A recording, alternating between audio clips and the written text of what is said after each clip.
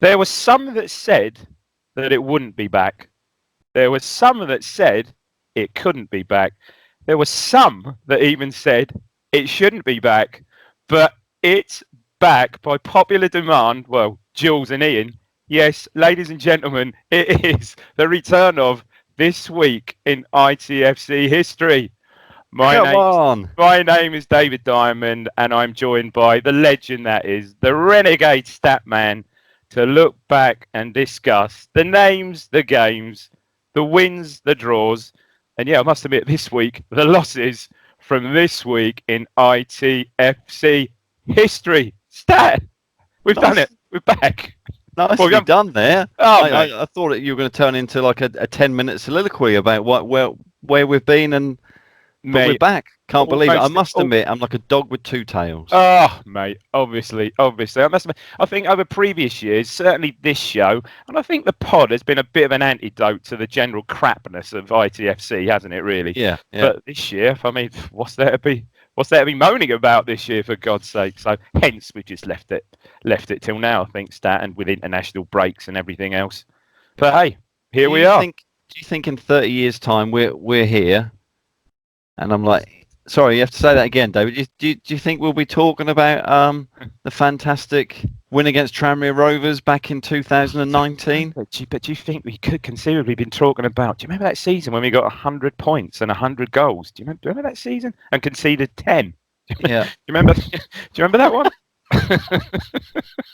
That would be great. Somebody in 30 years' time is gonna show that and go, wow. Look. Yeah, absolutely brilliant. Stat, it's brilliant to be back, mate. I know we have. I think we have jointly been on. I think we're on the flagship show the other week. It was a bump. No, it wasn't the flagship show. It was a midweek one. It was a bumper one, wasn't it? It was 4 of us, I believe. Yeah, it was a quad box going on there. Quad box going on. So yeah, my appearance record this year, I'm going from, I think, chief appearance holder last year to, I think I'm very low in the pecking order this year. Do you? I'll really boost my numbers. I know that. Maybe they're managing you a little bit like Luke Chambers sort of thing, just to make sure that you do a whole season. Do you think so? Do you think at some point I'm going to be rested and a sort of like a Luke Wolfenden's going to be drafted in or something? Well, or maybe I'm a bit worried. Ciala. Yeah, true. I'm a bit worried because during the summer, Ben was saying, we talked about contract negotiations, and I agreed to sign on again. And he said that he wanted me to be like his Miles Kenlock. So I thought up and coming left back is going to, make that position his own for the next 10 years. And now suddenly I'm standing in the car park at 5-3 before the game. No, when you said that, I just couldn't get that. I was thinking about that for the next few minutes. I couldn't get that image of poor old Miles out of my head, really. Did he look alone and a bit sad? And did he have his little wash bag with him? Yeah. Crestfallen. No, it's a shame. Can you imagine that? You're there, you've been playing, and people are like, can we get your autograph after the game, and all that comes with playing for the first team. And then suddenly, 5-3, you're standing in the car park as you can hear the squad. No. That's a toughie, Football mate. Football is a cruel world. Before we start with the games, Dave, I wanted to share. I put this on Twitter, and I want to share this with you. It's a program, so it's a history show, and this program is from 1979. The reason that I picked this program out, well, the reason that I was looking through the programs was trying to find some for the games that you picked, but you did a fantastic job there, and I don't think I've got any of the programs. But this one jumped out, and for most people, wow, it's Kevin Beattie with Money. Right. And I found out what the story was about this. So a few months before this game, Ipswich versus Coventry in March '79, Coventry, I didn't know about this, Coventry made a bid of £500,000 for Kevin Beattie. I'd forgotten all about that. Apparently, Bobby Robertson said no deal. So he made it clear, that's what it says. Robson said no deal. Was he a leaver or a remainer back then? You never know. But so what the club decided to do was, when we played Coventry, was to get £500,000 brought down from Lloyd's Bank in Lloyd's Avenue. Absolutely ingenious. Brilliant. There you go. Brilliant. So you're going to say something? To put that in context, it's funny you should say that. So £500,000, March '79. I reckon either that month or the month before, Trevor Francis became the first £1 million footballer. So put that in context. I'm sorry. Okay, I know Trevor Francis, striker, scorer of great goals, great scorer of many goals. But we've had this conversation about so much about Kevin Beattie. I'm sorry, by comparison, I think I'd value Kevin Beattie far higher than I would ever Trevor Francis. Purely my view. So if Trevor Francis is worth $1 million, my goodness me, I bet Robson hopefully sent commentary off with a flea in their ear, mate. A flea in their ear. Stat. One of the things that I noticed when I was going through the programs, and we will get to these games, but you'll see why I'm not in a rush to get to the first game, was I noticed that the programs went from 1 shilling or something like that, 1 slash and a dot over the top or whatever, and then the next one was 5 pence. And I thought, well, that's when decimalisation happened. Of course. So we will cover that game just so you can talk about the problems of being however old you were and the problems of going to the game. How did you suddenly... Well, we'll save that for another week, but something to think about. Well, no, because probably back then, so decimalisation was that 1971, I was sort of like 8, so I was probably going with my dad, who actually paid my money for me, bless him. So I have got he bought you the beers, did he? That's good of him. Yeah, how much do you need for this? So 6D. No, actually, you don't, 30 pence. If you were 8 in 1971, then I'm assuming that on the 4th of October 1977, you would have been 14. That would be about right. Would I be 15? Might just be 15, actually. You turn 15. So that's 15. The first game of this season. Go on. That we're looking at. So it's Series 3 of the pod as well. It is. Yeah, unbelievable. Yeah. So it's Tuesday, the 4th of October, 1977. It's a 7:30 p.m. kickoff. Right. And okay. Yeah. I was just worried. I'm always worried you're going to interject and suddenly I'm going to do you know, back in the mists of time, I always had this game on a Saturday, but hey, go on. Yeah, obviously not. And it worries me when you say that already. We haven't got announced who the managers were. Totally wrong. In the away dugout was Bobby Robertson, because we were at the City Ground being entertained by Brian Clough's Nottingham Forest. Believable. Stat. I'll start. Did you ever get to see that documentary, I Believe in Miracles? So I think it was on. Me and Ben actually went. People often sing that to me, and the following line. Yeah, and the following line. Yeah, but never. The following line to see where you're going with that stat. See where you're going with that bit of hot chocolate there. But so me and Ben, they had a premiere down at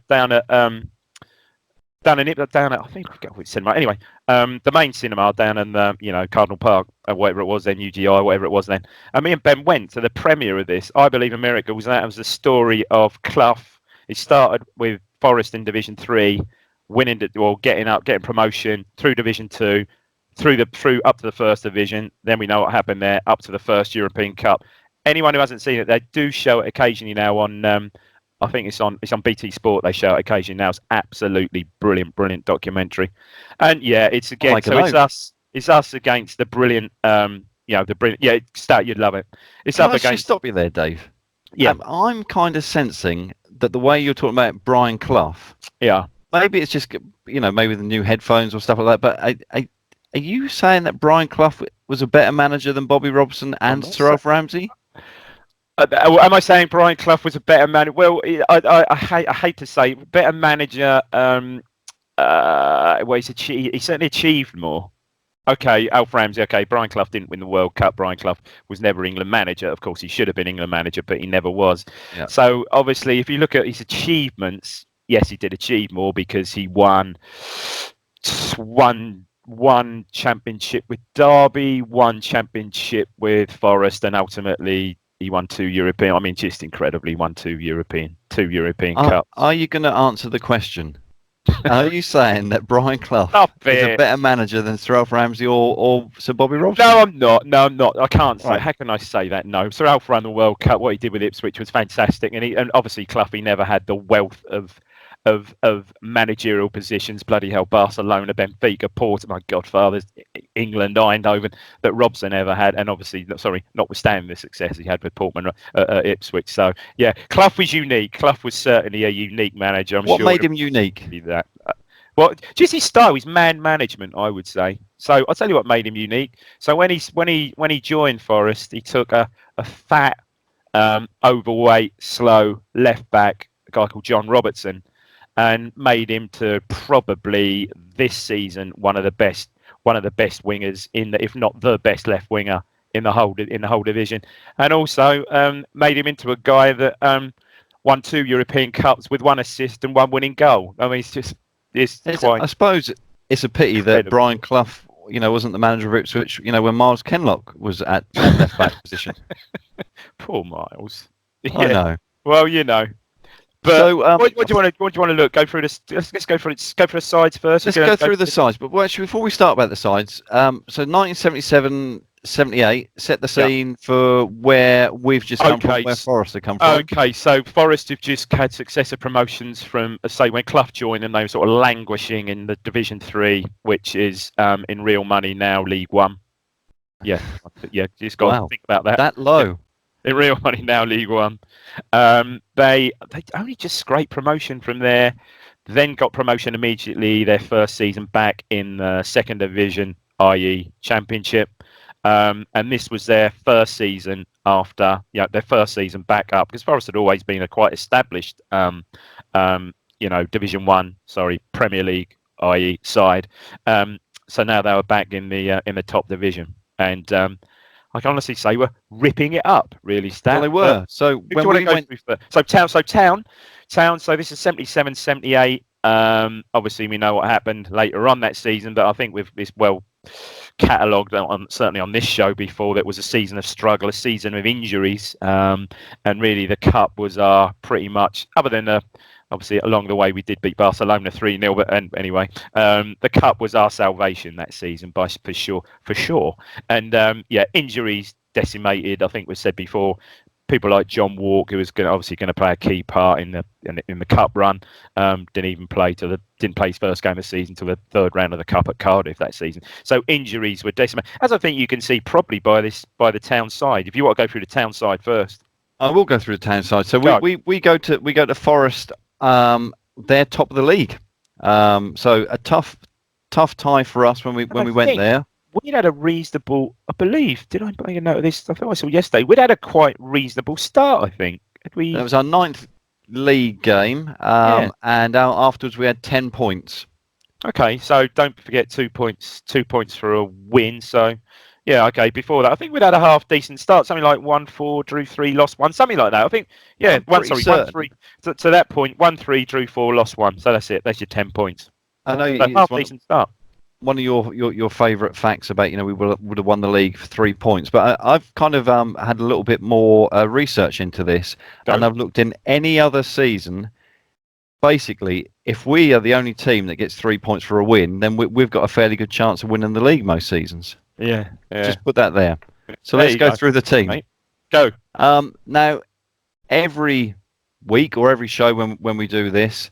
And there's a phrase in football about the first name on the team sheet, and obviously he is the keeper. But I would say through that period from the mid-70s, he was the first name on the team sheet. So we all know who the keeper is. It's Paul Cooper. Yeah. George Burley. Yeah. Les Tibbett. Yeah. So here is where the sort of changes. You can see that the injuries sort of have impacted here. Yeah. Well, we'll go through the team. The team, and then you talk about the impact of where players are, where they are, and stuff. So we've got Hunter and BT. Centre halves. You'd want your that would be our first choice for sure. And just going off on a bit of a tangent, but it wouldn't be the history show if we didn't. Obviously, I went to Amsterdam, and they actually do speak like that. I know they do. I know. For sure. Well, we just couldn't stop laughing at that. You thought, oh yeah, they really do speak like that. Sorry, can you give me directions to the canal for sure? For sure. They all speak like Steve McLaren. I didn't say that. I think I said, can you give me directions to the canal, please? And then they understood me. But, when you said, can you give me directions to the canal? Yeah, rubbish. Actually, this is Amsterdam. There are canals everywhere. Surely they would have you ever been? Of course I've been. Good, yeah. Cycled there, for God's sake. I did the Ipswich Town cycle ride there. Goodness me. I always have to get it in. I had a little break with Mrs. Stat, and then suddenly it's back to you cycling. Okay. So...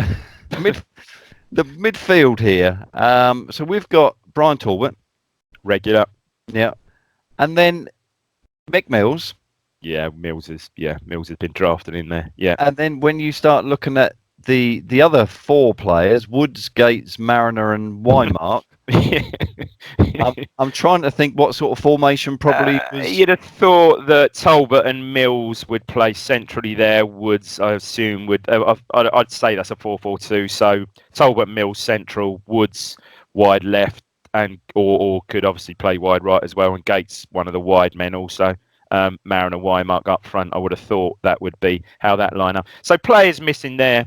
The key one who had been out for a lengthy period would be probably Colin Viljoen, and we all know subsequently what happened to Viljoen and the bust up before the cup final. But if you look at the team and then look at the cup final team, so later that season, I think December, Wymark gets a really bad knee injury, I believe, at Norwich, and pretty much that ultimately puts him out of the cup final. So players that went out from the cup final side, I've just compared it to. So Roger Osborne comes in for Gates, if you can say that. Walkie comes in for Mick Mills, who then basically goes back to left back. Les Tibbetts out, and Dave for the cup final side. David Geddes comes in for Wymark. And the sub is Lambert as well. Just as the cup Mick. final. Good old Let's Mick go Lambert. through the Forest team. Honestly. So this is the thing, the Forest, so, in goal, Peter Shilton, this was Clough's signing. This was, as he always says, this was the signing that led pretty much to the Forest success. They had a half-decent goalkeeper in the previous two promotions. I think his name was John Middleton, who was half-decent, but Clough said, getting Shilton in. I think they bought him for 250,000, something like that, from Stoke. He was the key. And don't forget, I think we've said this on another pod as well. I think Ipswich were offered or had the chance to buy Shilton, I think a season or two before, for that sort of money, and Robson wouldn't do it. Story is that Robson wouldn't do it because he felt it was just too much to play for a goalkeeper. Wow. Who did he finish with? Plymouth or something like that? I remember him playing in a cup match at Plymouth, don't you, down here? Yeah, Derby, yeah. Plymouth. Certainly Plymouth, I think. Yeah. Perhaps. He had a few clubs. Southampton? Yeah. Wow, he got around, yeah. Viv Anderson at right back. Class. First black player for England. Classy right back. Probably later that season as well. Yeah, it would have been, I guess, or maybe early the following season. Great player, Viv Anderson. Sort of, you've seen highlights of Anderson, sort of rangy, long-legged, got up and down. Yeah, great player. You make him sound like Carlton Palmer there. Yeah, I think he was. A bit more. I think a little bit more better than Carlton. A bit more finesse, yeah. A bit more finesse than Carlton, yeah. Well, let me go through the team mainly because you can fill in the first names for these. So is it Tyrone Barnett? That's Colin Barrett, actually. I think the old your word check is not. Yes, Colin Barrett. Yeah, scored a very good goal. So the next season, the season that ultimately they ended up with their first European Cup. Who were they drawn against first round of the European Cup? Only 3 times European champions, Liverpool. And in the first leg, Colin Barrett scores an absolute, worldie. Yeah, breaks the net from about 8 yards with a volley. Yeah. So Colin Barrett, who subsequently was replaced later these seasons going forward by Frank Clark, not the Ipswich player, Frank Clark without an E. The Newcastle manager and others. So it's definitely not Tyrone Barnett then. It's definitely not Tyrone Barrett. Right. Okay. Colin Barrett. That is. David Lloyd. I don't know. Or runs the gym. Yes, right. That's obviously Larry Lloyd. Larry Lloyd, ex-Liverpool, again, a Clough signing, absolute meathead at the back, giant, rugged, and Clough used to. It's a really good. If you do see that documentary, it's a really good bit about Larry Lloyd and Clough, and Clough basically says, "Look, son, you can't play, but any chance you get to clatter the centre forward, in their half, just go right through him, sort of thing." Yeah, knew his limitations. Always worries me when a player feels like they've got too many L's in their name, and he does with me. Larry Lloyd. There's a lot of L's going on there. Ernie L's. Yeah, Burns. Kenny Burns, of course. Yeah. Again, genius. Clough. He was a sort of fairly journeyman centre forward for Birmingham City. Clough saw something in him. Or they'll tell you the other genius with Clough. Don't forget, it's Clough and Peter Taylor. Peter Taylor, Clough's sidekick, was the real. Clough was certainly the man motivator, the manager, the master motivator. But Taylor was, I think, the real tactical. Could see a player's potential, and a lot of this team was brought in by Taylor. And some people would say that, if Clough without Taylor, he wouldn't have been as good. Oh, absolutely, quite absolutely. Yeah, and I think that had a really, really bitter part in other ways, but because Taylor subsequently went on to Derby, I think went back to Derby, but I think they just before Taylor died, reasonably young, I think they, and again this I think comes out in this documentary that Clough and him made it up sort of thing, but yeah, Taylor was genius, absolute genius. McGovern, John McGovern, captain, yeah, see him he's now. the one you see lifting, yeah, holding the little guy, holding the old, yeah, brilliant. This next guy's quite decent. Martin O'Neill. Yeah, Martin O'Neill, just fantastic. But although really was out of the side by the time the sort of European Cups came along. Yeah. When did he go to Norwich? Probably did go from. I want to say would have probably gone from Forest to Norwich. Early 80s too, maybe. Yeah. Lee Bowyer. Yeah. Ian Bowyer. Oh, was it his dad? I didn't know he. Yeah, no, sadly not. No, I don't think. No, Ian Bowyer. His son was a player, and his name escapes me now. But yeah, it's not Lee, unfortunately. Is he the guy with the bald head? Ian Bowyer. No, I think you're thinking of Archie Gemmell, aren't you? Perhaps. I often do. So, well, okay, then move on. I never liked this guy, Peter With. Yeah, I probably liked him even less after this. After this. Yeah, and then obviously, whenever I see him, before I think of Forest, I think of Villa. Yeah, I mean, so Peter With. We'll get to what Peter With did in this game again. Clough, I think. Well, no, I think it may have been there before Clough. They signed him from Wolves, I think. In fact, I think one of his earlier games, 2 or 3 seasons before he scored against Town, they signed him from Wolves and ultimately left Forest. Played against us in the next season's Charity Shield where we got thumped, scored in that game, and literally I think left 2 or 3 weeks later to go to Newcastle, played season or so for them, and then ended up with Villa, and ended up 2 years later scoring winning goal in a European Cup final.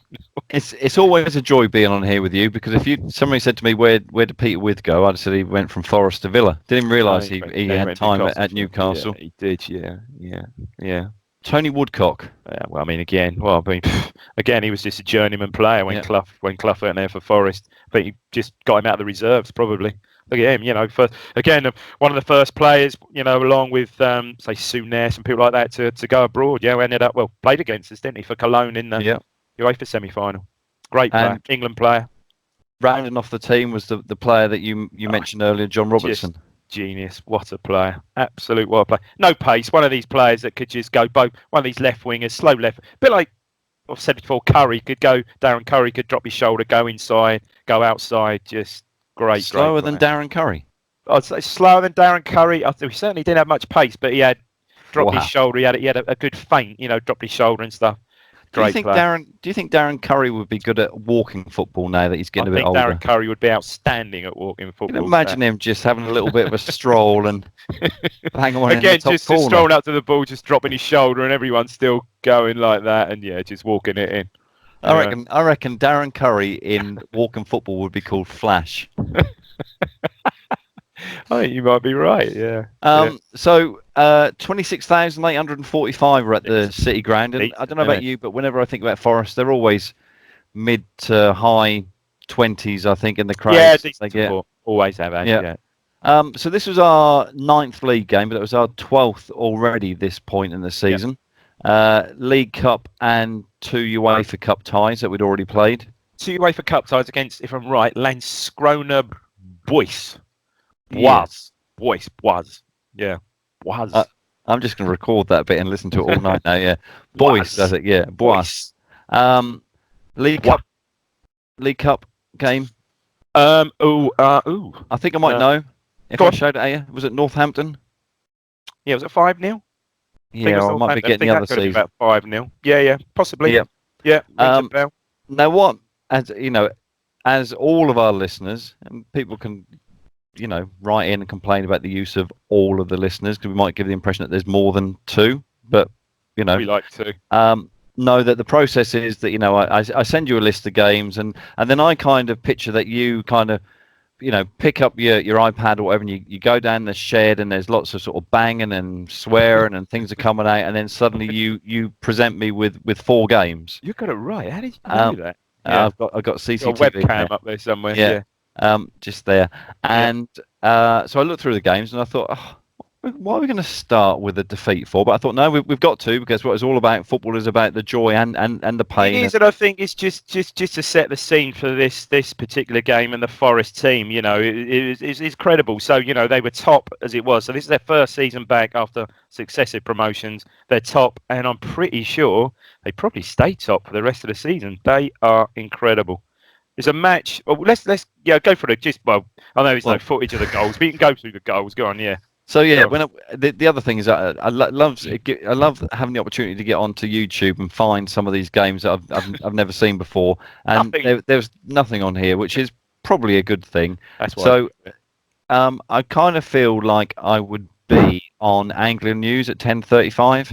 Oh yeah. When they cover a game. Yeah. And so here's a score from the City Ground. Actually, I might expand it a little bit. So just before half time. Yeah. Forest took the lead. Peter With. Yep.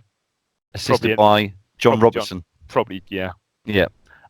You will see a kind of a theme to this. So 12 minutes into the second half, Forest extend the lead 2-0 up. John Robertson has a low cross, and Peter With stabs it in. And then we seem to be coasting quite well, and probably. Well, I say coasting quite well. We'll probably, take the 2-0 defeat. Yeah, to be fair, on. Yeah. And then suddenly, I'd be interested about the impact about these next 2 goals. But in the 88th and 89th minute, I know that John Robertson assisted Peter With. So just to make sure that people are aware, John Robertson assisted all 4 goals that Peter With scored. Fairly commonplace in those days. Do you think that goal 88 and 89 had a little bit of an impact on us? The fact you go to Forest, you come away with 2-0, but suddenly 2-0 to 4-0 is quite different. Yeah, no, absolutely. I don't think, and you go on to say this, there weren't many, throughout the Robson era, and I did a little bit of checking on this. There weren't many, defeats of that magnitude. And you've made 2 good points there. Or also, was there many? I don't think of incidents of opposition players scoring 4 against us. No. However, you did mention to me biggest defeats under Robson: 7-0 Sheffield United 1971, 6-1 Villa, which we know. Sort of touched on that game earlier. Game before the cup final. There was an instance in that 1971 game, 7-0, where Alan Woodward, Sheffield United winger, scored 4. He scored 4 in that game. Not in a great run of form, because the next week after that we won, and we lost the next away game, lost 4-0 at Man City. However, there's one that stands out for me, but in the next season, 73-74, we lose. This is a bit topsy-turvy, and I think we covered this before. We lose 5-0 away at Leicester. But the very next week, the very famous Saturday evening kickoff against Southampton, we win 7-0. So work that one out. But the biggest defeat under Robson that sticks out in my mind was 75-76. Last game of the season, we lost, and this is you'd have to drill down for this scoreline stat. We lose 6-2 at home to Derby. Last game with a 75-76 season. Did we cover that? I think we did. Or we might have covered the game before, and we then led into talk about it. But this game's quite well known for it. It was a very, very last game for Francis Lee, ex-Man City, Bolton, Man City, Derby, England, played World Cup 70. Much feared scorer of penalties. I think he scored like 14 out of 14 one season. Anyway, very last game, and a bit similar to in the game we just described. We sort of said, Francis Lee, it's your last game. Have 2 goals in the 88th and 89th minute, which he did, meaning we lost 6-2. And I remember that, Robson not being happy about that, saying, these games are important. These games, this is what people remember. We're selling season tickets. So, yeah, not happy about that. But that's the biggest sort of defeat I went to that sticks out in my mind. Here's a little question for you. There was one game under Robson that we conceded 4, but still won. Well, yeah. Funny enough, my mate Pat, this game came up in a quiz. in one of the corporate bits at Portman Road, whatever it was. No, I don't know. You never lounge. invited me, so. No, I wasn't there. Pat was there, and it was we beat Newcastle 5-4 under Robertson, and I think McDonald scored a hat trick. I think it was Brian Hamilton that was talking to Pat about it. It was Brian Hamilton, I think, scored a hat trick for Ipswich that day. McDonald scored a hat trick, and the question was who scored the other Newcastle goal, which was a guy called John Tudor was the other scorer in that game. But anyway, yeah, 5-4. Tudor. Mm-hmm. Well, before we move on, yeah, and to give a little bit of padding for this game, I remembered that we used to have a little game on this show. Yeah, go on. So can you? And you mentioned a lot about Brian Clough. Yeah. So can you just tell me who was the manager before and after Brian Clough at Forest? Oh, mate, this is so hard. Oh my God. I got the one after. Oh, I should do, and I've gone blank. The one after Clough. Why don't you write it down? Okay. While you think about it, and the listeners and viewers. The one before was it a guy called Alan Brown? Oh, so close. I've got Ali Brown. Ali Brown I think it was Alan Brown. Ali Brown was a forward for West Brom. Was it Alan Brown? It was, wasn't it? Alan Brown. I've got Ali Brown no, it's not from Alan Brown. the It's list Alan of Brown. Nottingham Forest. So the easier one is who replaced Clough in 90. Oh, God. I've gone totally blank, mate. Go on, who was it? I've gone blank. Anybody who's listening or watching to this, make sure that you just go into Google and type list of Nottingham Forest managers. Ali Brown? No way. Okay. You're going to give me Alan Brown, sure. Yeah, I'll give you that. Afterwards, who was it? Frank Clark. Who was it immediately afterwards? And we spoke about Frank Clark earlier. Yeah, okay. Yeah, without an E. Stat, brilliant. What a first game. I've obviously got, because it's a first, obviously I've got some, we like to mix this up a bit, and with events of the day and stuff like that, and we like to do the number one. So here's a clue. So the number one. I was going to write something down, don't know why I'm writing it down for. The number one was so this game was October 1977. Number one was a posthumous, here's a clue, number one. Oh. By an artist that had passed away. That's what that generally means, I think. Earlier. Yes. Point. I was trying to be, flower it up a bit. Yeah. That had passed away a couple of months earlier.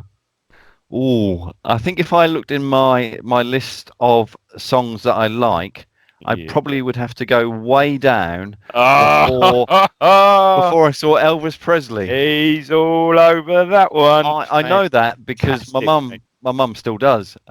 She's got 3 pictures on the wall at home, and they've got Elvis Presley and the Pope next to each other. But above Elvis Presley and the Pope is John Wayne. But yes, my mum was a big fan of Elvis Presley. Right. Yeah. Okay, nice one. And a very low note. Can you do the way down, the very low way down, way on down? Way on down. That's pretty good. The bit that I know is where it goes. Way on down. It's brilliant. It's great. Down. Wow, I was dancing around, being forced to dance around by my mum. Probably. Oh, mate. Awesome. You like Elvis? Listen, right, so where is the stat? We haven't mentioned anywhere. The stat machine. We haven't mentioned the stat machine. So the stat machine. Well, no, we're not going anywhere. Well, we are. It's moving forward. 14. Depends whether you're 14, talking 20. About time or space. Moving forward 37 years, mate. Moving forward 37 years. However, same place. Same place. We're at the City Ground, and you're right. The stat machine, like Doctor Who, what did he do? Apart from the torpedo screwdriver thing that he had. I'm a big fan of Doctor Who. Teleport. Regenerate. That's what he did. For. Yeah. Torpedo screwdriver. I'm going to go into. I'm going to go with that. I want one though. Yeah. So I've got a new stat machine, very much like the other one.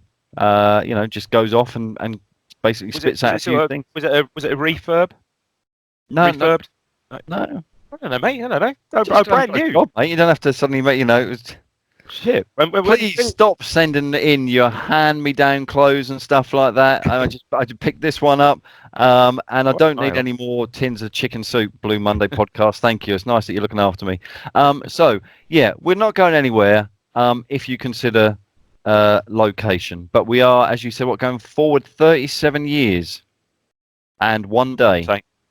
Oh yeah, bloody hell! There you go. And interestingly, this game, and what I like about this game, so again, you'll be surprised.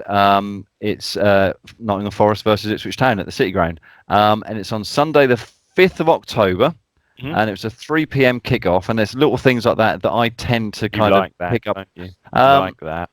So the game was moved due to police advice. And this is the thing I can't figure out, right? So you got the police, I guess, they're coming in saying, "Come in, Mr. Pearce." I don't know. Whether, do you reckon they directly talk to the manager? In my mind, they do. But, police. So Stuart Pearce walked in, in, Notts County manager, whoever he was in 2014. I don't know, Paul Lambert or something. I don't know who it was. Probably, yeah. And they went, "Look, you're both at home on the same day. We don't know how this has happened. So I'm afraid, Forest, you're going to have to move." Why did the Forest game have to move and not Notts County? I don't know, mate. I don't know. That's an odd one, isn't it? That is an odd one. No, but anyway, Stuart Pearce was in his at least second stint. Goodness knows how many games how many times he's managed Forest or whatever. But he was in the home dugout. And do we look at him? I was going to say bleary-eyed, but no, I think probably smug-faced at the moment. I think now we do. Yeah. Perhaps bleary-eyed this time last season, but certainly a bit smugger now. Smugger. Good old Mick McCarthy. It's the manager before last. It is.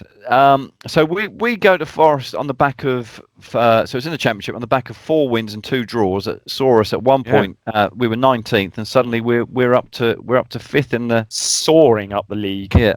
Now I put out. If I don't do it now, I will forget. I put out. Did anybody have any comments about thoughts about when they went to this game? Jordan Mitchell, if I got his name wrong, I apologise. Said, "Oh, it was just before my 21st." Lots of stories, but none that I can really repeat. It's not what I want. I can't really go with that. I can't really write that down, and I've padded it out enough as it is. But I can't believe Ian and Jules just didn't send in a story, something made up. I can't believe that. Come on, guys. Adam Pike. Oh, I've told you his name now. Adam Pike said that Forest away in 2014. He got married on the Saturday. Wow. Tell me he went to the game. Went to the game on the Sunday. Yes. This is what we want. Congratulated live on the phone in after the game. I'm guessing he must mean the Radio Suffolk Moaning. I guess he got there. And then he flew off on the Monday to the Dominican Republic for 2 weeks. What a girl. What a guy. What a girl. Very, very reminiscent, apart from the fact that this is Forest away on a Sunday, to me in the playoff final, because I got married on the Saturday. The game wasn't there on the Sunday, so I flew out on the Monday and the game kicked off. So did you not know about that? Yes, I did. Sorry, did know about that. I'll say the difference is that Adam went to the game and you... Yeah, I know. Well, it's almost the same. And then Mikey sent me a story. Mikey. Yeah. I can't read that bit out. That was about you. Mikey. So I don't think there's any spoilers in where we're going to go with the game. But so he said he went up from London for the game. I think it was a Sunday. Well done, Mikey. Well done, Mikey. It's the sort of thing that gets you more gigs on the flagship show than me. And he shared a crate. Factual. Yeah. He shared a what? He shared a crate. A crate? A crate of Beck's. How big do you reckon the crate was? Because I reckon he might have thought that the one with 4 bottles of Beck's is a crate. No, got one of those little small carry-out crates. That's a crate. Yeah. With his mate Mark. Oh. Like a couple of lads. Yeah, totally. So they then popped into the Ladbrokes opposite the station. I'm assuming it means the train station, not the police station. Train station. And he played some bets. Yeah. Like a couple of lads. This is a lads Sunday at least. We then went to the home pub near the stadium, like a couple of lads, when he realised he couldn't find his tickets.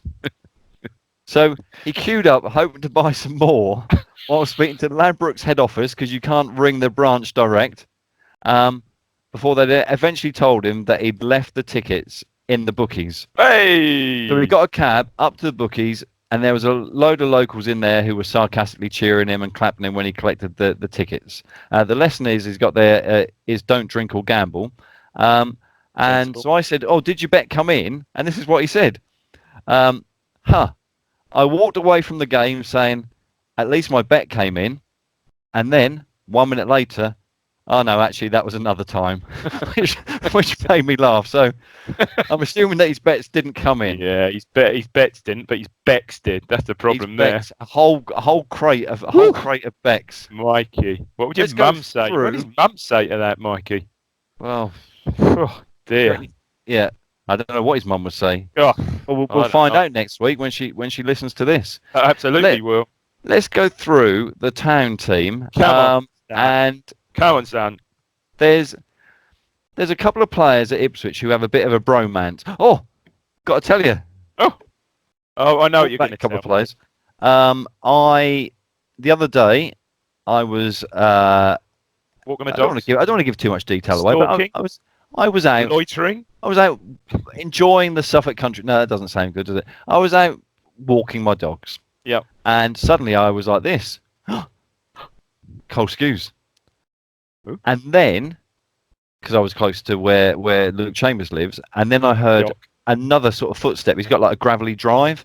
Yeah. Does sound like I'm a stalker, but I'm not. I just happened to where I go. Yeah, and I heard some more footsteps. From the dog's ball in his drive. Yeah, go on. Yeah.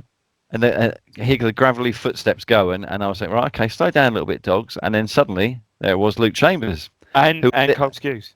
Yeah. Double and whammy. at this point, Luke Chambers knows. I don't know if I told you that I introduced myself to him as the Renegade Statman. Yeah. And so he went, "All right, mate." And I went, "All right." Anyway, that happened to be the day after the Tranmere game, so I went. Give you the thumb. He gave me the thumbs up. Oh, I'll tell you what, for me, I haven't washed his hand, and it's all I've been speaking about since Sunday. And I went, "Oh, happy birthday for yesterday." And he went, "Cheers." And then he went, Thanks for your birthday post." Oh, mate, I was fangirling inside so much, you know. And you were. What Cole have to say? What excuse he said? Well, he was a bit further down his drive, and I went, well done for yesterday. And he said something. I don't know what he said. He doesn't come across as a bit of he's not a loud person on the pitch, is he? I think he was just allowing his driving to do the talking, like he does, in the League One Beckenbauer role that he now plays. Sure. So okay. You can see the point I'm saying is you can see why there's a bromance there between Luke Chambers. I think and they're pretty much the and then now they're certainly the elder statesmen of the side, aren't they? So they are, and they're the only two, apart from a sub that comes on, that is still with the team. And you can point out when somebody right. So in goal, Dean Gherkin. Yep. Johnny Parr. God, I used to like Johnny Parr. Yeah, I liked him a lot. And I think he brought quite a few of those Norwegian fans as well, and they were you're right. They've stayed mad as a box of frogs. Absolutely. I think they're great. We need more people like that. Yeah. Tyrone Mings. Whatever happened to him? I don't know. I'm not sure that I think he really is that good. Maybe I'm being a bit harsh, but if don't get me wrong, whoever the England manager is now, Gareth Southgate knows more about the England. He picked him again for this squad? Well, he's picked him once before. I assume because I've just come round from the first time he said it. They picked the other squad today, didn't they? Because you hear players that aren't, like I heard earlier that Lingard, Dele Alli, and Kyle Walker's not been picked because Abraham's in it, and the other lad from Chelsea, Tomori or whatever his name is. So I assume Mings is still in this squad. I don't think he's injured. Yeah, brilliant. No, so Luke Chambers, Christoph Berra. Ugh. Now you could hear him on the pitch. Yeah, very vocal. Without a doubt. And we'll go with Cole Skews. And he was partnered by what I think most of us at the time thought was a young protege, a young Cole, Luke Heim. Probably enjoying. I think so. Yeah. I think he has been playing. Yeah. And probably that was round about this time, probably his longest. So he got his debut obviously under Keane, didn't he? So I'd say round about this time was probably his longest run in the team, I would say. And he was right through to New Year I think he was one of the reasons actually he was having such a good season, such an effective season, that when he got injured along with McGoldrick, probably round about that Southampton Cup game, New Year, is why we dropped off a lot. We lost that lost that bit of impetus, I think. Johnny Williams, loanee, whatever time that was, second or third, he came in to replace Teddy Bishop from the midweek game. Yeah. And then we had, I do have a bleary eye when I say two of the three names coming up. Daryl Murphy, David McGoldrick, and Connor Salmon. Yeah, I mean, oh God, you just have to look at the bloody goals Murphy had scored. So this was interesting. I think again, you know, I've said before that sometimes, and maybe this season perhaps slightly different. We've got a big squad of players, and sometimes because of injuries and suspensions, you just sometimes have to, stumble on a formation, stumble on a squad, something that works, 11 that works. And I think a few games before is when this sort of season changed. I believe we were 1-0 down at Derby, and then I think Mick, but whether it be injury, might have been injury or something, just suddenly brought Bishop on, and I think slightly almost withdrawn number 10 role. And for that, you said we're unbeaten in 6 after that, and I think that sort of set the tone for the season. Then he was almost he was replaced by Williams in this game, but he was almost ever present. That was his sort of first breakthrough, wasn't it? And we had a real that side was a real settled side. I mean, latterly, of course, obviously looking at it there. J-Tab comes in, doesn't he? But yeah, we had a pretty settled side there. Should we go through the Forest team? Yeah. And what I have learned is that I take very little interest in the opposition and the opposition name. And unless there's some annoying so-and-so like Jack Grealish or whatever, or they've got some names that are memorable, then I'll remember them. But some of these names. So Darlow's the keeper. It's Carl Darlow, isn't it? Yeah. I think, yeah. Hunt. I think that's Jack Hunt, the right back. He's been Huddersfield and Reading and places, hasn't he? I think is this him. Next guy Michael Mancian? Yeah, ex-Chelsea, wasn't he? Or, yeah. Don't know. Yeah. Wilson? Yeah. I think that's Kelvin Wilson, I think. Yeah. No, the next couple of names, I have no idea, so I'm just going to pronounce them how I think they're pronounced. Lickage. It's Eric Lee. I think they pronounce it Lehigh, don't they? Eric Lehigh. Lich. Lickhadge. Well, there you go. But I think it's Lehigh. Yeah. The next one, Teskey. Yeah, I'm not sure. I'm not sure how you pronounce that. I think his first name was Emil Teskey. Possibly. I think. Teskey. Yeah, I'll go with you on that. I think it was Robert, though. Yeah. Oh. Burke. Chris Burke, winger. Antonio. Well, that's obviously Michel Antonio's now at West Ham. Bloody hell. Keeper for West Ham. England squad as well. He was, I'm sure. At one point, then he got injured, I think. But yeah, that's Michel Antonio's now at West Ham. No, I mentioned about Jack Grealish earlier about those sort of annoying players. This next player falls into that category. Lansbury. Henri. Yeah, I cannot. Henry Lansbury. I cannot stand him. Yeah, he always seems to sort of nip in with a goal against us as well. Yeah, did he also not play for them up the road? Yeah, exactly. Yeah. Yeah, that's probably what has soured your thoughts on him. Yeah. The next guy, a somber long name. Obviously, Britt Asomba Long, who's now at Borough, I think. Borough, yeah. Yeah. And I'm going to guess, is it Matty Fry? Yeah. We'll go back to their subs, or some of their subs. We might mention them later on. So the attendance had dropped. Yeah, only a couple of things. This is still a good attendance. You're right. Yeah. Look, it's 24, just short of 24 and a half. Decent. What else are you going to do on a Sunday afternoon in Forest? Though? Well, it's not called Forest, is it? I think it's called Nottingham. I think it is. Yeah. So I suppose a Sunday afternoon in a Forest, you might have more fun than Sunday afternoon in Nottingham. Nature to see. Yeah, so this is our 11th league game. Like I said, so we climbed up to 5th, but obviously teams had played on the Saturday. And there's early chances for both sides in this game. Murphy's got a header at the keeper. What does he say his name? John Darlow? Carl Darlow. Yeah. Fry has an effort that comes off the post, and then in the 19th minute, it's a goal for Town. Skews, it's a brilliant pass. I don't know about you, but it's almost Mcdermott-esque, this pass. Yeah, clips into where their left back is, and it sends a long ball down our right. How good is this though? Go on. And then what I've written down here, and you people will remember this game anyhow, but it's well worth having a look at YouTube again. And I shared on my Twitter feed the other day. He cuts in from the right, and I just put he kind of weaves past two defenders before he just curls his shot past Darlow, and But brilliant back goal. then, he was in that such form. It was sort of almost commonplace, sort of routine goal for him, wasn't it? He's unbelievable. So quite a similar finish to the kid to Vincent Young's on Saturday. Like Vincent Young was step over. I mean, Murphy was just brought the ball down. I think he drops his shoulder twice and feints one, and goes again. Then absolute class goal, wasn't it? Class. It was a great, and like you say, he was in a rich vein of form that season. Then there's a chance in the first half. Lansbury's got a careless back pass, and Johnny Williams fails to capitalise on that. And I think, going in at 2-0 at that point, I think we probably would have had the 3 points in that. So we go to half time. I remember this game. Yeah, I remember this game being a sort of test and thinking, okay, so here we are with I think with 6 games undefeated, 1-4 drawn 2 up to 5th or whatever we were. And I always looked at this game thinking, okay, get a result out of this game, and I really will think that we got momentum. We'll make the playoffs maybe. So second half, as you'd expect, Forest come out. It's well worth having a look at this on YouTube just to see how much pressure they put us under at the start of the second half. Great save by Gherkin. Mings is having a great game, and until the 63rd minute, there's a goal for Forest.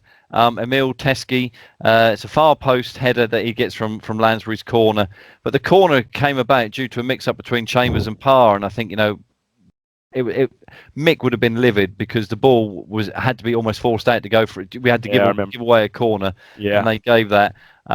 So you kind of think about it. We held out for 18 minutes in the second half. You almost get into that sort of called get 20-25 minutes into the half, and the crowd is suddenly going to lose. But they got that goal back. But then Forest, as you can imagine, just carry on pressing. Antonio and Burke both see their efforts just past the post. But then 8 minutes later, Tab, he's on now. Who's he on for? Luke Heim, I think you said, yeah. And I'm guessing Bishop is on for Williams at this point. Probably Williams would have picked up an injury by then, yeah. Tab takes the ball to the corner flag. He rolls it back to Mings, and fantastic. He crosses it first time, but it's almost like it's like a high looping cross. How does he get so much power on this? Yeah, it's like you say. It's like he's and the trajectory, how it's so much power. It's just kind of gone quite a high loop, and then down. And Murphy's powerful header goes. Yeah, Mark Murphy sort of taking time off from his breakfast show. Right. So let's just say, and a powerful header goes past the keeper, and that's his 6th of the season. Pause now, right? It's 2-1 in this game. Did you see Mark Murphy and the owner of Elmy Cycles, Steve Grimwood, have a discussion on? Yeah, I know Steve as well. Have a discussion on Facebook about educating people to have lights on their bikes. All right. Have a little look on Facebook. It goes on for ages. Is it a Facebook joust? Is it? It is. It's kind of a polite joust. It's almost like, I appreciate, you're a great presenter, Mark, and all this, but it's well worth having a look. Anyway, let's go back to this now. So that was Murphy's 6th goal of the season. So where are we now? We're 5th of October. Yeah. 11th game. He scored 6, which means he's outscored both of our leading Norwood and Jackson. What are they on now? Good point. Yeah, I think it's Jackson might have 6. So they both got 5. I think they both got 5. Yeah. So we go 1 up, 2-1 up, and then on the 74th minute, Antonio, he goes around Gherkin. Berra clears it off the line, and at this point, I think this is where Mick goes, you know what? I don't know where he's from again. I thought, what? Okay, Tommy Smith on. Old. Didzy, come off. Did they drop their H's? Didzy, come off. Tommy Smith, you're on. What we have, we old. You would think, that you're at the game and you suddenly think, oh, Dizzy's got an injury. Standard. They end in a Y. Blimey, he's bringing Tommy Smith on as an emergency striker in the game. No. So what Mick decided with not. 14 minutes to go. I think we're going deep, aren't we? I think it's safe to say we're probably not getting defending far out the edge of our box, to be fair. And I think what we have is the Ipswich Town equivalent of the Somme coming up there, And I'm just going to skip to the bit where we hold on and we hold on, and the 4th official holds up the board. Can't even remember how many minutes of injury time there were, but times. In the 94th, there's another corner, far post corner from Lansbury.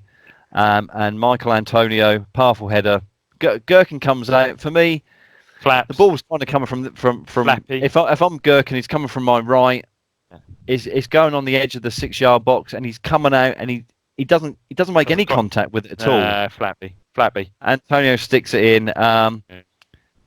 Mick wouldn't have been happy with conceding two set pieces. No, I agree, and I must admit, it's a sort of game where I think I don't know where it was that day. I was out somewhere. I remember hearing the score and thinking, or maybe even texting Jordan or something like that, and thinking, I was in the forest. Or 2-2. Are you okay? And I was saying like 2-2 and thinking, do you know what? That's a pretty good result. But then when you hear, oh, we're 2-1 up, 94th minute. But yeah, it's a sort of game that to keep that momentum, as I said before, to keep that momentum going in that 6-game unbeaten run. It's a good point at Forest, but yeah, we're not the best record at Forest. I think that would have been our first win. I think you pointed out since Matt Holland 99, and 99. I don't think it's changed since then much, has it? On Sky, no. So here's reintroducing the game again. Who was the manager before Stuart Pearce at Forest, and who after? Oh God, I can give you some clues. God, go on. I think that they're both annoying managers from north of the border. Steve Evans managed for, I don't know, did he? No, I don't know. North of when I mean north of the border, I don't mean the Suffolk border. I meant the border between England and Scotland. To give you a bit more. One of them's so annoying. What do all managers do when they manage Forest? They tend to also manage another team. Oh, it's the guy that, of course, the Derby manager whose name escapes me. But yeah, his name escapes me. It's the Derby manager. Billy Davies. Billy Davies. Yeah, that's right. Yeah. And the other one I'd forgot about. Obviously, I looked them up. Dougie Freedman. He didn't last there very long. Yeah. Uh-huh. Okay. Yeah. Brilliant stat. I haven't got, because it's 2014. No one's interested in music from 2014. I don't even think they do music. I don't think they do, because it's certainly, it's all bloody downloads and stuff. Don't hold with any of that. Where are we going to next, stat? I know where we're going to, but come on, bring it on. Well, I'll tell you what, it's an oldie and a goodie. It's been a long time, but we're now finally going back to the fortress. So we're going back to Portman Road. First time this season. And this is when you're going to start querying it right from the beginning. Monday, 8th of October, 7:30 kick-off. Well, it's a League Cup second round. I'm not quite sure why we're on a Monday. Well, I'll tell you why we might be on a Monday. So it's 1973-74. I know why we're on a Monday. We're Bobby Robertson's in the home dugout, and we're entertaining Don Revy's Leeds. Yeah. Zero footage. Cheers for that, Dave. So a list of the run of the games that we had before we played on the 8th. Come on. On the 3rd of October, today, when we're recording it, we drew away. I don't know how you say it. It's not a ground that we play at very often. The Bernabeu, Real Madrid. Man, I mean, that's just scary. That is El Barra. Oh, yeah, I can remember. It's 46 years ago today. Goodness sake. Yeah, the Bernabeu. My God, I mean, does that not sum it up? It's got to be, okay, we talk about, obviously, our UEFA Cup exploits 8 years later and obviously winning it. But, that result has got to be up there with our greatest achievements in Europe, that result, hasn't it? I'll have to share with you. Mikey obviously is in with all the media people and stuff like that. They all, whatever he does. But there's some guy who's a Real Madrid fan who said he was at the game. What? No way. Yeah. I don't know anyone who's been at this game. He was I'm guessing he was Spanish. So I think he was given the view from a Madrid fan. Seriously? Yeah. I'll ping it to you after. Oh, bloody hell. Crikey. Yeah. So that was on Wednesday. So just getting back to that game, we'd won the first game 1-0, very, very even, and no one gave us a chance. Going to Madrid, we're going to lose. We're going to go. I know this isn't the game we're covering. We're going to lose, but what a heroic 0-0. I think thinking back, I remember about everything about the game. I think we had the better chances, even hit the bar and stuff like that. So yeah, what a result. So that was the preceding midweek, was it? It was, and then on the Saturday we were at home to Spurs. Right. Football was boring back in the 70s. Another 0-0. Oh, for God's sake! Mick must have loved it. Yeah. And so Leeds were top of Division 1. And the little notes I put to say is, it's fair to say it's under strength, but then I looked at the team and I thought, well, actually, you might help me fill in some of the blanks. So shall we go through the Leeds team? Yeah, I can fill all these in. Go on, yeah, go on. We've got Harvey. So you got David Harvey in goal, yeah. Reaney. I think we spoke about him before. Paul Reaney, Paul Reaney, yeah. England again, England player, England international. Terry Cherry. Trevor Cherry again. Trevor Cherry, yeah. Another England international. Elam.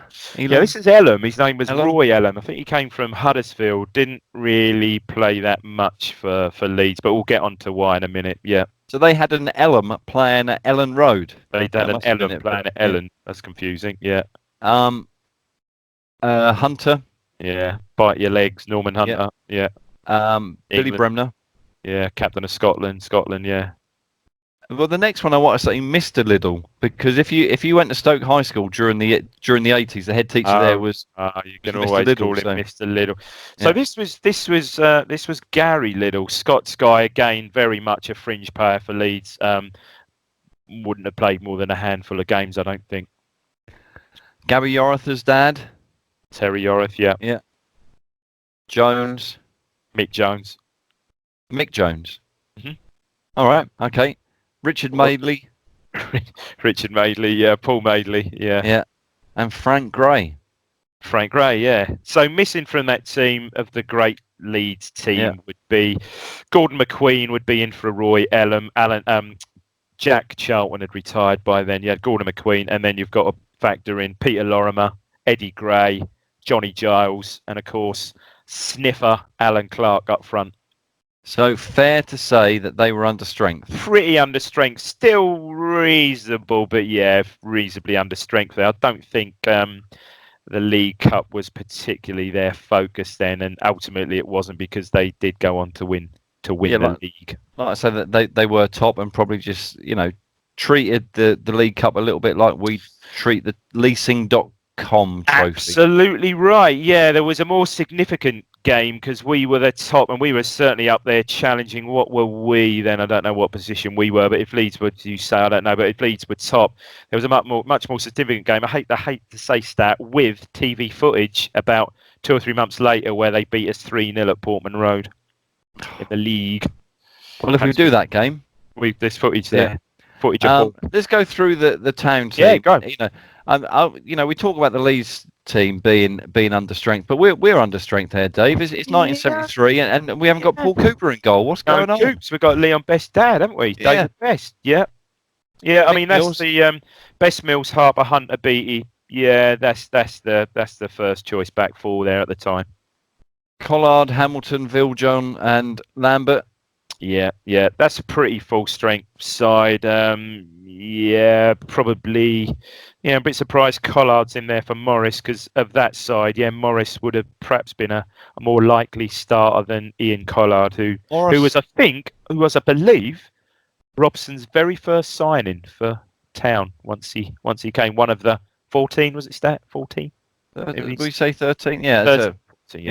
He was the very first. Sometimes I can't remember my name. So when people say to me, "Who was the first signing of Bobby Robertson?" you should just think it just comes off, at the top of your head like that. But no, if you say when was the last time that we played 5 out of 6 away matches, I tell you that was March 2010.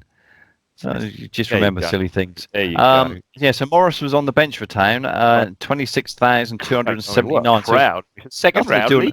I mean, it's Leeds, so Leeds were a big draw back then, I suppose. But to be fair, I guess, and how old were you? So you were 8 now? 10? Hang on. No, 10, yeah. 10, yeah. So you were 10. I'm guessing there wasn't a lot to do in Ipswich on a Monday night. That 26,000. 10/11. Yeah. I might have just been 11:73. So I might have just been 11. Do you know what? 73. I just started Chantry. Just started high school. Yeah. Is that when it went downhill? Chantry Secondary Modern. Yeah. That's when it all went downhill after that. Yeah. Definitely. But not much to do. Stan. No. But go on. Talk us through these goals. Yeah, through the goals. So, 25th minute, Town take the lead. It's a goal. Johnson with a powerful strike outside the box. Following, I put good work from Beattie, but it was great work from Beattie. Yeah. We go in at half-time, 1-0 up. Town extend their lead, and actually it's the final bit of scoring. Score the second goal. Hamilton's flick from Lambert, and he scores from a tight angle. 2-0. Sets us up an away tie at Craven Cottage in the third round. I think we draw that and then we win the replay. And this is the game that's really going to get excited. We go out of the League Cup that season against Birmingham City at home. I think it was a Bob Latchford hat trick. We lost 3-1. However, this game was played on a Wednesday afternoon because of the 3-day week and the power cuts. All right, I'm going to write that down. You know this. Gonna check that later. So on my other day, it's either Tuesday, it's a midweek afternoon, Tuesday or Wednesday. When you say afternoon, you mean what, 3 o'clock or even earlier than that? Probably even been earlier than that because of the lights. So when was that? Had been probably late October, early November. So yeah, it may well have been like 2 o'clock kickoff or something. Yeah. Wow. So that goes back to some of the Southern League matches and early Division 3 South ones that we played. That I guess without the floodlights, you see the kickoffs would be like we're kicking off at 3:15, and then about a month later it's 3 o'clock, and then suddenly it was 2:45 and 2:30. Like the Suffolk and Ipswich League, for Christ's sake, Yeah. So did you have to, the 26,000? Did you have to go down there and all bring your own torch or something? Was that why there was such a big crowd? I think that was pre. That was just about prior to. I think. Not surprising. I think the power cuts probably kicked in that year when the clocks changed. Not surprisingly, terrible power companies that they were. So I think it had more of an impact after the clocks changed. Probably. Was it a lot of electric needed to change the clocks? I think you know where I'm coming from there, Stat. But yeah, it was an odd time, mate. Odd, really weird times. I can sort of remember it. You're bloody sitting there at night and candlelight basically. No telly. Listening to Far Flung Football on probably Radio 2 or whatever it was. Peter Jones or Brian Butler or someone on my transistor. I thought you were from quite an affluent family. So how come you didn't have like your phone or stuff to play on if the TV wasn't working? Oh, mate, I don't know. Yeah, you couldn't. I was playing on me. Yeah, not a lot you could do back then. Stat. No. Probably playing Scrabble or Monopoly by candlelight. That was a highlight. Maybe it was Subbuteo. Although I wouldn't have had the floodlight. I know the floodlights were battery operated, so you would have been all right playing Subbuteo. I was going to say, was Subbuteo back in the 70s so realistic that you actually couldn't play Subbuteo at night? So you actually had to play it during the afternoon. Two things that come out of this game. One was at the away tie at Craven Cottage. When I was looking at through the programs, I noticed that when we first played them, or first went to play them, the game was postponed. Oh. We drove to the cottage and it was foggy apparently. So if you have a look, I think when in the list of fixtures we play a little bit later than we should have done. Yep. And the second thing obviously is who was the manager before Don Revie and who was the manager after? Jesus Christ! I wouldn't even know the Leeds manager before Don Revie because the Leeds manager before Don Revie was a long time before. Well, shall I give you a clue? Go on. Would I know him? Well, obviously that David. His name was it someone like Lumsden or something like that? Something. David Best is Leon Best's dad. Yeah. So if you extend that thought, this person who managed Leeds had previously, don't want to give too much information away, refereed in one of football's biggest global games. So it refereed Jack Taylor World Cup final. No, Jack Taylor. Was that his name? Yeah, Jack Taylor. Okay. And I'm assuming obviously the guy that replaced Revie was obviously Clough with his famous. Well, there was the link I was going to say with the 44 days. Yeah, he Have you and seen that's that another. film? Sorry. Have you seen that one with? That Martin Sheen is off the bloody charts playing Clough in that film. It's absolutely fantastic. I've seen that. Some of the football is a bit wooden, but he is absolutely brilliant in that film. Yeah, you got Damned United. Damned United, yeah, brilliant. Read the books, seen the film, absolutely genius. Enjoyed that one, Stat. So I have a number one for you. Now this number one back in October 1973 was also the theme tune. Wrote the theme tune, sing the theme tune to you'll love this. You'd have loved this. A Dutch detective series called Van der Valk. It was called. Oh, And it's one of my favourite TV shows. I'll tell you what, you would have loved it. And it was the number one was the theme tune. It was an instrumental. I can hear Jules and Ian shouting it out now because obviously they're the only two that will listen to this. Well, I've got to guess an instrumental from a Dutch TV instrumental from a Dutch show in TV the 70s. show, not from a Dutch group. And the name of the song. Do you know when? Was it Mike Oldfield? Mike Oilfield. Mike Oldfield, yeah. Slightly less famous, but he had lots of money. Wasn't. I know where you're coming from there, Stat. No, it wasn't Mike Oilfield. So do you know when something is below your line of sight and then it gets up to your line of sight? What do you call that? When it's at that? Benjamin Bloom jumping up on a spot?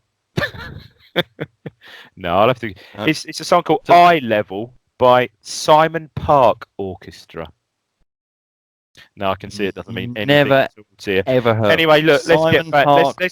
Let's get on to the real so the next one quiz. Let's get on to the real quiz.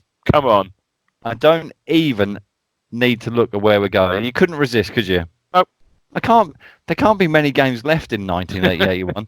Well, so here we are. I had to pick this one. What a game! So it's a Wednesday afternoon. It's 2:00. It's the Avon Combination League. That's literally all we've got left from 88. I can't believe that when you gave me this list, I thought I'm sure we've done it. We have not done it at all. We played 66 games this season. Come on, there's loads of games left. I want you to set the scene before we go. No. So this is on a Saturday, the 11th of October, 1980. I'm not going to say who we're playing against, but we just beaten Norwich in the League Cup on Wednesday, if you want to set the scene a bit for us. That's one of my favourite ever Ipswich Town games. One of my favourite ever Ipswich Town away games was that game at Carrow Road. So we played them League Cup, second round, I think it was. We played them at Portman Road, drew 1-1. I think Justin Fashion, who scored an equaliser for them. Then a week, as it was then, played them away at Carrow Road and tucked them up 3-1. And I remember coming back, getting back, wouldn't have taped it. Perhaps did I get back in time? I wouldn't have got back in time to see the highlights. It was shown on Sports Night, which was the midweek. Oh, I was a bit ahead of you. Sorry, were you I was a bit ahead of you? Yeah, but yeah, no, yeah. You know, and then they had a boxer. And then yes, Formula One. Yeah, Formula One. One of them. Brilliant, mate. Brilliant. And the other one I used to like was Midweek Soccer Special. What was it? How did that one go? Oh, I think it was several different themes to that one. Yeah. Loved it. Wow. So we'd beaten Norwich in the League Cup 3-1. We beat Norwich in the League One, and just you'll see the footage. It's a famous one where basically I think the last goal is the one where Tyson dribbles round about. Seems like 15 of Norwich players and beats several 3 times over and then lays it back and Murin sort of just curls one in off the bar. It's an absolute classic goal. Anyway, don't we all agree? And I think no, I don't. I think you've put us right where we want to talk about. You know, there's always been discussions and debates about Franz Tyson and Arnold Murin, but what you've just said there about dribbled around about 15 people, and in my mind went yes, standard. Crossed it to Murin who put it in. Would you agree with me that Arnold Murin would have been no good if Franz Tyson didn't come to Ipswich? How would he have felt playing? No, I disagree with that. Yes, I mean, obviously it helped him, but yes. But don't forget, Murin, Tyson didn't come till a good way through 78, 79, and Murin was Player of the Year that year. Murin was Player of the Season that. Well, there you go. You shot me down, but I'm still going to say Franz Tyson is far better than Arnold Murin. Whoa! Say again. What was that? Franz Tyson is a better footballer for Ipswich than Arnold Murin. Different players. No, you couldn't really compare. Totally different players. The reason I say that, and I think I might have said this quote before. I tell you, here's the thing. Who would you think would fit? I know it's all League One now. Who would you think of the two would fit best in our team now? Christ, you'd like a playmaker. To be honest with you, you'd like a playmaker like Murin. Can you imagine Murin? Christ. To be honest with you, I think Murin or Tyson, even at their age now, would walk into our League One side, and I think that's fine. Mate, it was like when you look at you look back at this season. I know, I get all bloody dewy and misty-eyed about this season, but it was just bloody what a coup from Robson. We read the book. The book about the two is absolutely brilliant. Absolutely, what a book. It is. And what an Tom Van Hulsen's Game Changers. If you haven't got it, buy it. Oh, it's the best. What an absolute steal. What a genius of the man to absolutely, and first identify Muir and get him in, and then the cleverness to actually hang on and wait for Tyson until 20 basically had to sell or were going to go bust, had to sell. Just absolutely brilliant. We all know, changed completely the club around. Don't you be telling me and giving me lectures about how good Robson was and stuff, because at the start of this pod you were saying that Brian Clough was a better manager than him. I didn't say that. Let's so this is our 10th league game. Dave, if you wonder what I'm doing and the visit, I'm just taking something off my lap. I know what you're doing. I know what you're doing. That is getting a bit hot in here now. That stage where have you got your soup ready there somewhere? I've got half-time my yeah. Well, this is going on a bit. It's 25 to 10. Spoiler. Yeah, but to be fair, you didn't. You were still eating your dinner at 10 past 8. Anyway, this is our 10th league game. This is exactly why it takes so long. We go off on so many tangents, but let's focus on a little bit. 10th league game, Dave. Yeah.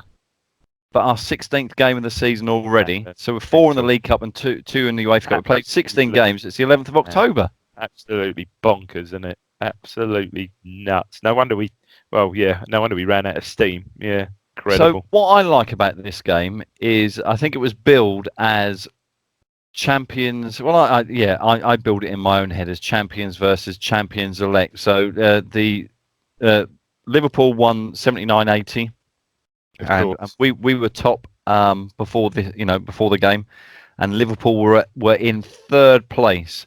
Now, before we go through the teams, obviously, so is it? Well, I don't even know if we've even said where we are yet. Go on. We haven't even said where we are. So we're at Anfield on the 11th of October, Saturday. It's a 3:00 kickoff. We're in Division 1, and it's Bob Paisley. And let's do the game now. This is a nice, easy one for you. Who was the manager before and after Bob Paisley? Bob Paisley, obviously, was the great Shankly and Joe Fagan, I think. Joe Fagan, well done. Yeah. We got that one out of the way, so you can relax now and just focus on the game. Yeah.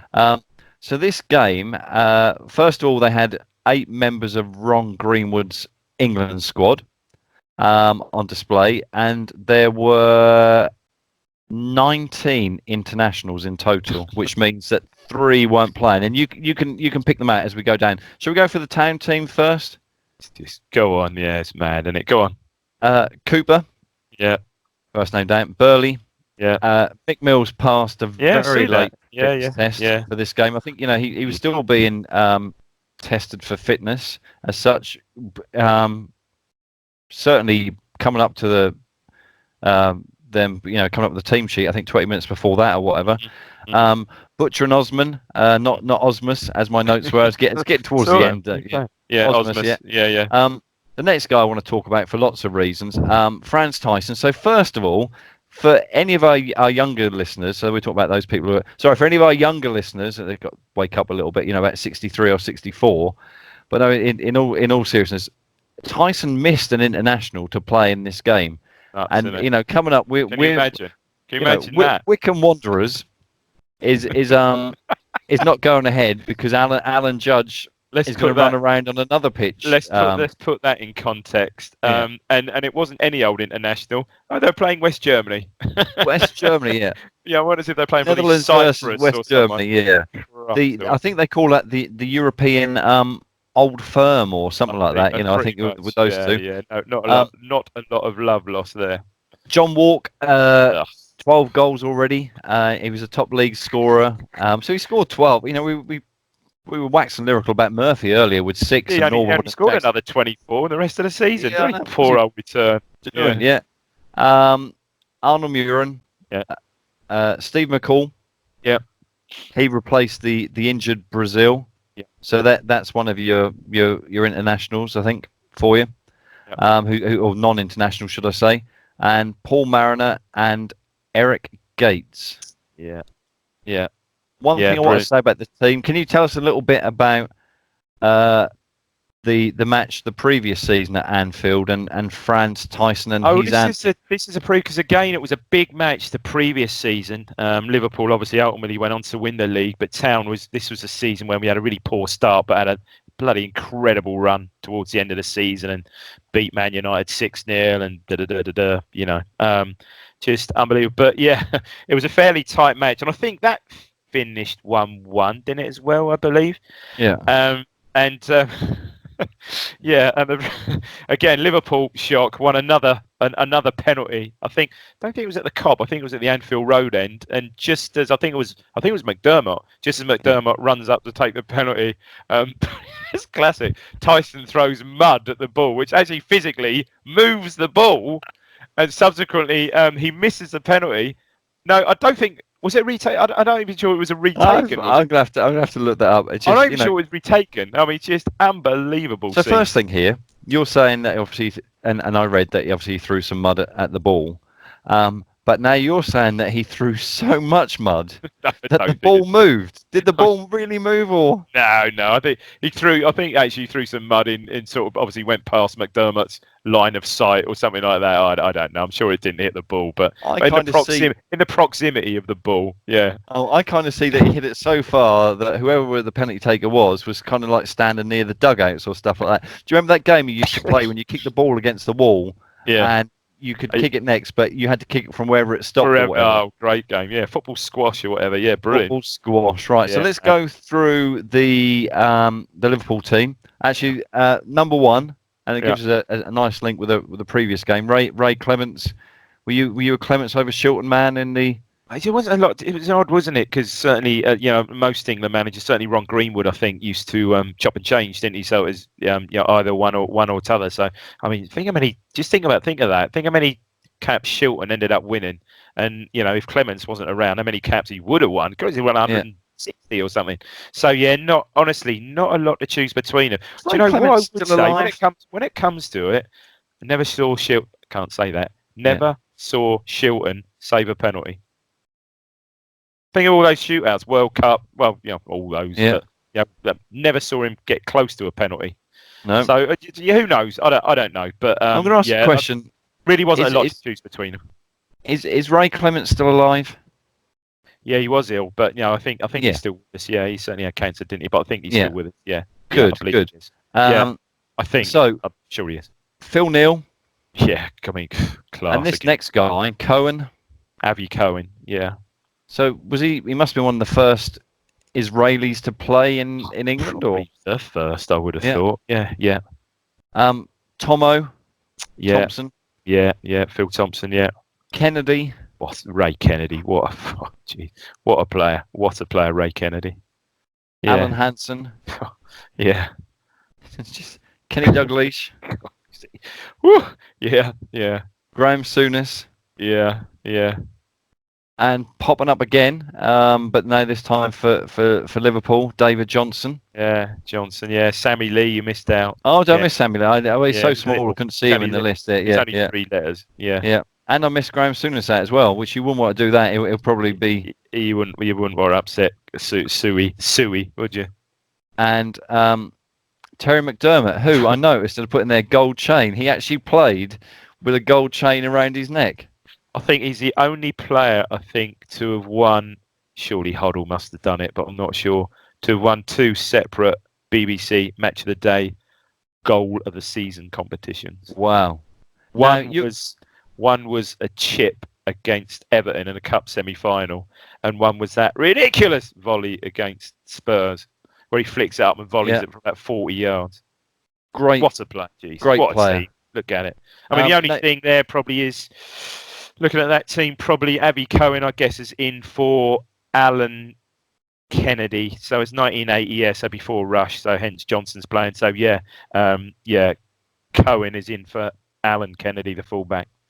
Now you're probably wondering what these little numbers are below where I've put if there was a sub or no sub. So what is that? So I was going to ask you a question about this. So it's the average age of the team. So the Liverpool average age was 27.5 years, and the Ipswich team was 25.5 years. I love that. Do you think that those 2 extra years of experience was the difference between them winning the league and not us? Did they have a bit more about them? Well, they didn't. Obviously, that certain season they didn't win the league, but they had a more. Well, we talk about Cooper, don't we? And Yeah. Cooper being ever present and what a great goalkeeper he was. But look at the defence: Clements, Phil Neal, Thompson. Okay, but look at ours, Butcher and Osborne. But their experience. Butcher and Osborne, they're still quite young there. They're still really young. Look at the experience. Bloody hell, Souness, Dalglish. I mean, it's ridiculous. I mean, Dalglish, did he score in this game? Was it?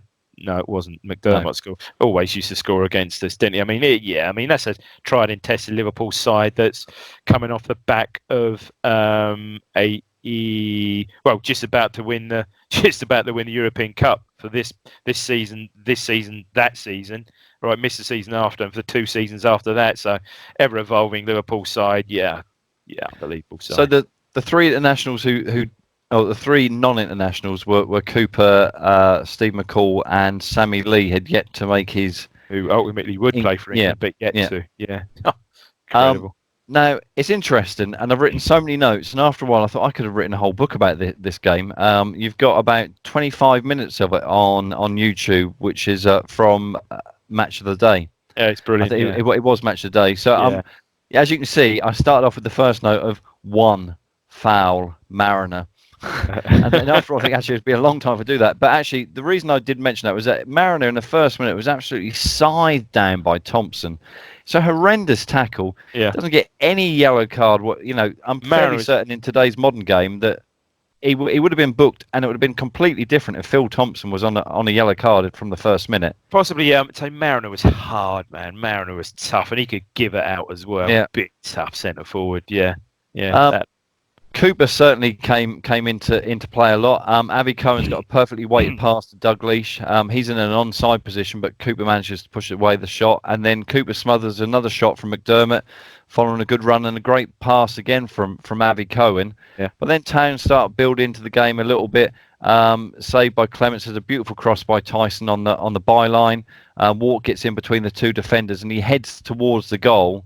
But as I put, England's number 1 makes a fine save. Phil Neal has a 30-yard shot that just whizzes past Cooper's bar. Mariner comes with, I say for Town's first real chance because Walks was kind of, it was a header, but this was the real chance, and Cohen closes him down and gives away a corner that fortunately leads to Town's goal. It's a poor headed clearance by David Johnson, and Tyson on the edge of the box. He fires hard and low past Clements, and for a guy who was throwing mud at the ball last season, and then they didn't particularly like him a great deal at Anfield anyhow. For him to score in front of the Kop was a special moment for him. You know what? And I just think of the technique for that goal. Absolutely, almost identical goal to the goal he scores in UEFA Cup final. It sort of goes in the other side, but gets over the ball, volleys in from the edge of the box. Class goal. Yeah. And then, as you'd expect, and certainly if you were in Ipswich Town going to Liverpool around the 70th, well, even now if we went to Liverpool, you'd be under a fair bit of pressure. Can you imagine going there now? I quite think about that one just now. My God. Right, let's concentrate on this game. So, Russell Osman with a header clearance from a fierce Kennedy header. But then in the 39th minute, Liverpool, they win a penalty. And who is it? Who gives away the penalty? And I'm fairly certain they only gave away the penalty. It was Franz Tyson, because he brought an even bigger pile of mud in his hand. Ready. Yeah. It's like one of those ones. Actually, I think it's like one of those snowballs that you actually roll and it gets bigger and bigger. And he's just going to roll it in front of Mcdermott when he takes the pen. I mean, this is brilliant. This sums up Dalglish, doesn't it? He's like a dung beetle. He's going to out of it. This sums up Dalglish in a nutshell. So Tyson just gets too close to him. And he's so close. The ball's played in that channel and he turns him and Tyson lunges in. How many penalties would Dalglish have won like that? Absolutely countless. Do you think it was a penalty, though? I mean, Tyson was very angry. And Mills, actually, you see at one point, kind of speaks to 3 of his players, basically tells them, keep out of it now. No, he clips him, does it? This contact, and Dalglish is so clever. Yeah. Mcdermott scores a penalty, and that Cooper was gets only close to that, doesn't he? Yeah, he's down to his low, to his left, and I think if he was a bit taller, he might have saved it. But he certainly is getting fingertips to it. But that was only the 4th penalty that Cooper had conceded in the last 12. Unbelievable. That is ridiculous. So then we're going to merge from first half to second half. Lee has a chance. A great pass from Doug Leash, but Lee shoots wide under pressure. Mcdermott getting back, really. Yeah. Mcdermott, the volley. I tell you what, it's well, where are my notes? Yeah, it would have been goal of the season. That's all I've written down. But I think it's a throw in or a ball that's clipped to him. Yeah. It's kind of a fairly looping one. He just, as it drops down, he just whacks it. It goes about 12, 15 yards wide. But I tell you what, if that had gone in, the whole technique, apart from not getting on target, swerved away. He was a scorer of great goals, Terry McDermott. Cooper makes a save. Johnson beats Osman to a high ball. Osman is there. He's coming out. You can see that Doug Leash is there. He goes to close Doug Leash down, but then he gets beaten by Johnson. And Johnson's header is pushed away. Funny directed header that he scores. 70th minute, Towner back in it. Butcher has a header. Muren's got a lovely left wing cross. We're obviously attacking the Anfield Road end then at that point. Met by Butcher, but again, Clements keeps it out. And then Chance Kennedy, he blasts over the bar after Osman comes out to mark. That's what I mean. Osman came out to mark Doug Leash for that one. I think this game was acknowledged as the game of the season so far. I mean, I think it was a hell of a game, sort of pulsating end to end. I mean, look at these stats. You've put a draw, not surprise. So yeah, I mean, it's funny. Go on, just say what you've said here. Yeah, so it ended 1-1. So it was a draw, not a surprise. So Ipswich, before the game, had only been beaten once in our last 33 league games. Can I just say, before you say it, Liverpool's home form was quite impressive, wasn't it? Yeah, Liverpool were unbeaten at home for 73 competitive matches. So after that, Man City, I want to say it was Man City that broke that run. I might have got that wrong. Maybe late that season. I mean, just incredible. I mean, and again, you really believe, this was the game. This was a real acid test, wasn't it? I think we played Villa once. Villa ultimately win the league. We played them at Portman Road and narrowly beat them 1-0. I think Tyson scored a few weeks before. So this was the big test. And to come away from there and you think, yeah, we're past that sort of examination. We're really up and running. I just fantastic. And every game back then against Liverpool was just so competitive, so just absolutely brilliant. They used to have the edge, but it was just one or two players. Inevitably, most of those games it was Dalglish. Yeah. Some of the goals he scored. You've seen the YouTube footage. Some of the goals he scored. I don't think he'd ever scored a tap-in against Ipswich. He didn't score many, but unbelievable goals. So just pick up on that point, Davey. Are you saying that if Kenny Dalglish hadn't played for Liverpool, they wouldn't have won so many trophies in the 70s? Was he the real talisman? Was he their Messi? You know what? Yeah, I mean, he replaced Keegan. Yeah, absolutely. Yeah, no, definitely. Yeah, he was never injured. Attendance brilliant. Barely missed a game, and just outstanding play. And what a signing. He was the replacement for Keegan, who they thought was irreplaceable when he went to Hamburg, and close season.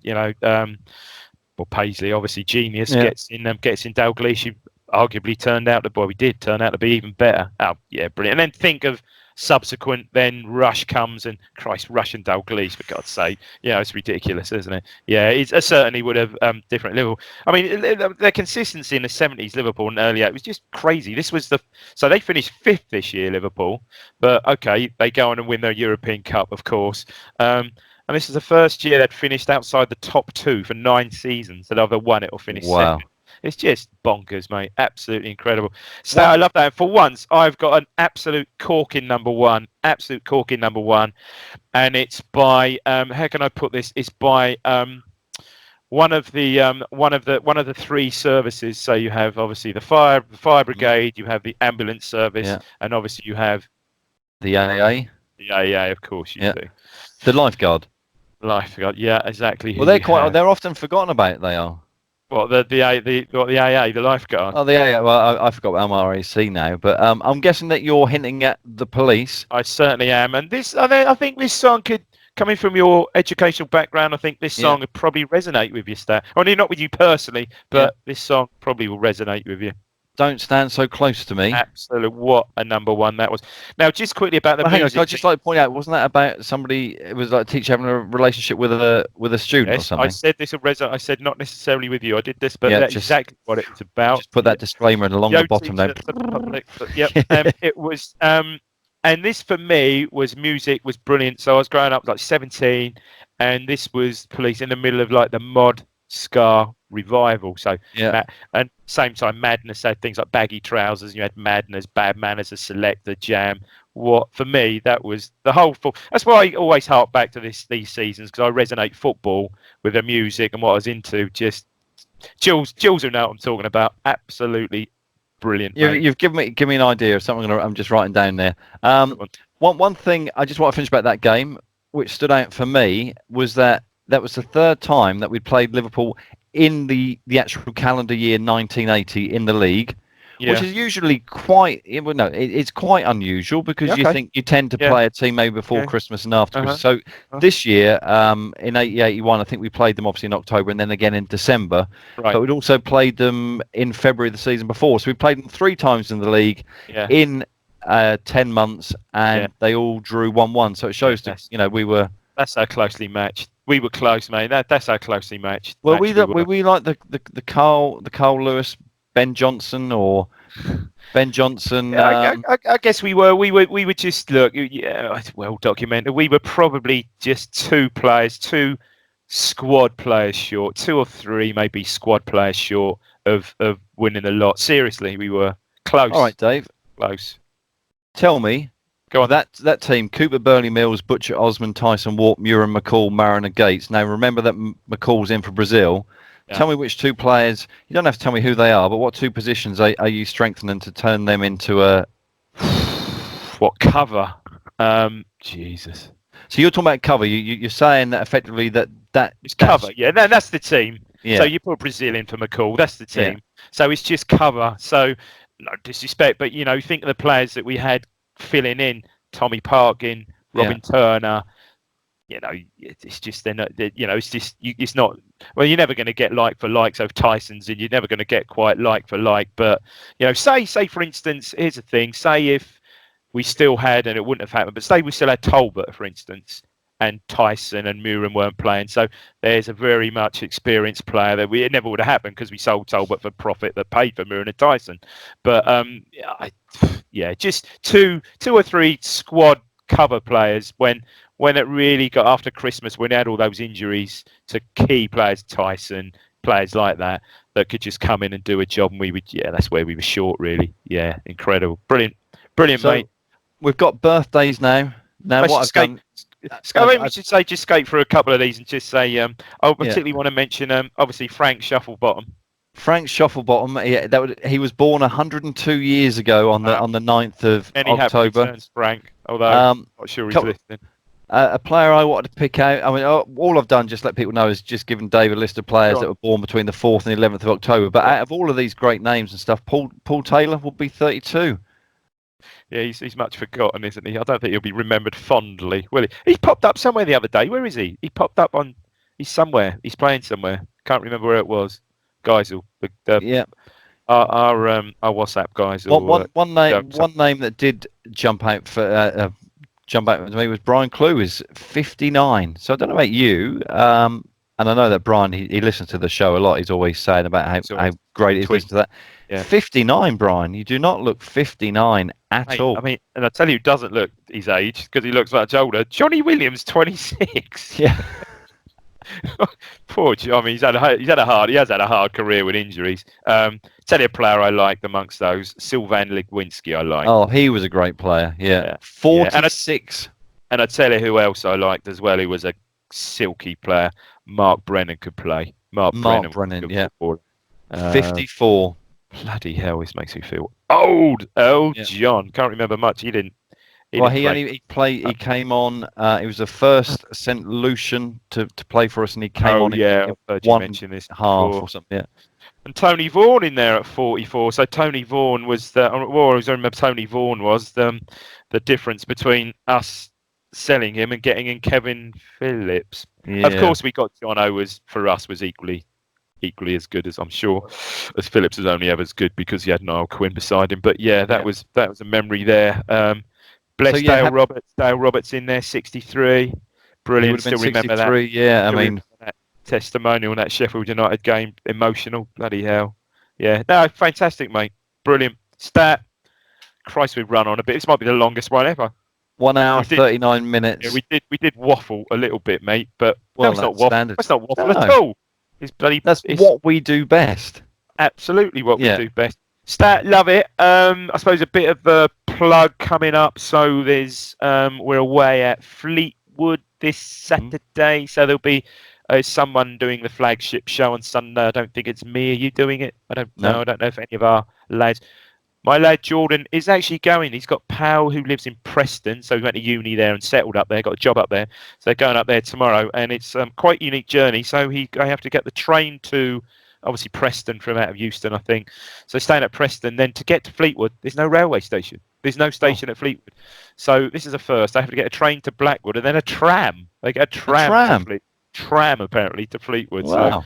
So there you go. So I think they'll probably have a good time seeing the Blackpool Illuminations or whatever it is. He won't be looking at the Blackpool Illuminations. I dare say he'll be looking at the whatever he'll be looking at. But hey, tough game this week. They're third. Could be a nice little standoff. I mean, talk about Paul Lambert, Steve Evans. Paul Lambert, Joey Barton could be feisty, couldn't it?